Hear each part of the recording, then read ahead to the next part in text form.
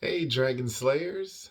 Today my glucose is 101, and that's about 7.5 hours eating. I ate lunch today. I'm just not really hungry, so I'm not gonna eat dinner.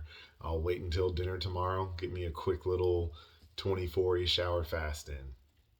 So today's topic is kind of a all inclusive. I want to bring you full circle because I know you've been with me on this journey now for 32 days and it's going to continue. And I want you to know that the journey keeps going. I started this journey over 3 years ago. I didn't know what I was doing. There were ups, there were downs, but I have definitely learned what's worked for me. And over time, I'm going to hold your hand and guide you and help you figure out what works for you. So I just want you to know that your first and primary goal in reversing type 2 diabetes and prediabetes is to get a normal A1C. That's like goal number one.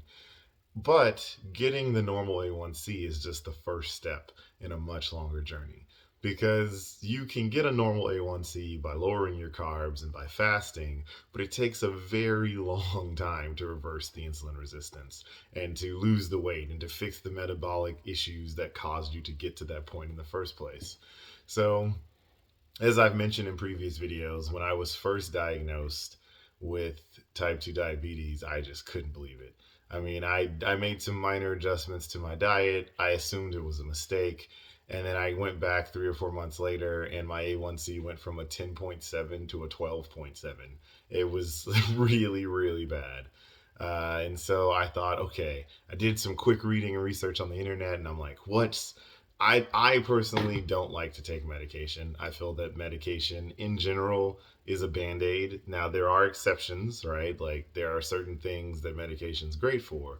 But I think that when it comes to type 2 diabetes and the reversal of insulin resistance, I have not seen a medication that really helps long term. You always have to have higher and higher increasing doses over time. And I did not want to live on medication. I did not want to be insulin dependent. I did not want to lose my vision or my fingers or have high blood pressure or a heart attack or stroke, or the list goes on and on and on and on.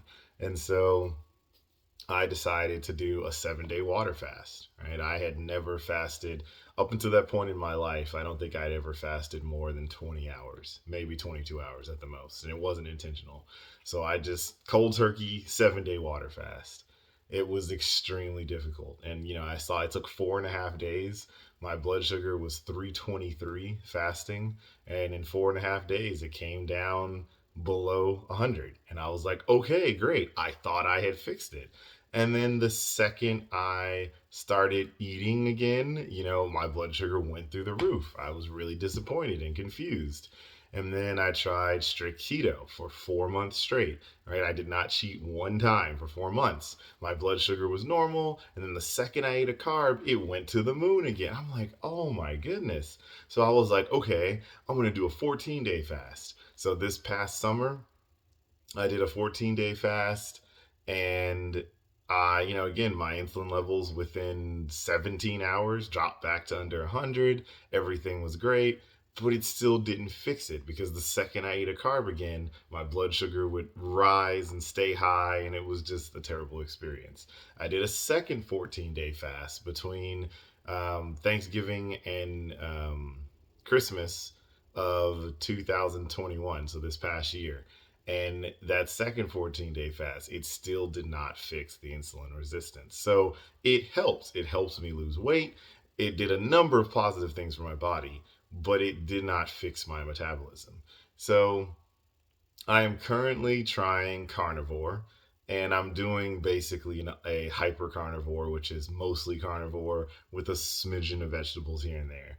And, I did that for the first week, and my morning glucose was higher than ever. And I'm like, what is going on?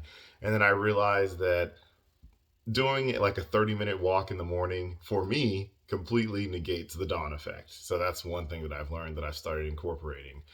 This whole video is just to let you guys know that there is no quick fix. You're going to have to attack this from multiple angles and use every weapon in your arsenal. But that's why I'm here. I'm going to continue to share all of my experiences with you guys, the good, the bad, the frustrating. But I promise you, if you stay tuned and you follow this advice, right, together, you and I will slay for good the dreaded diabetes dragon.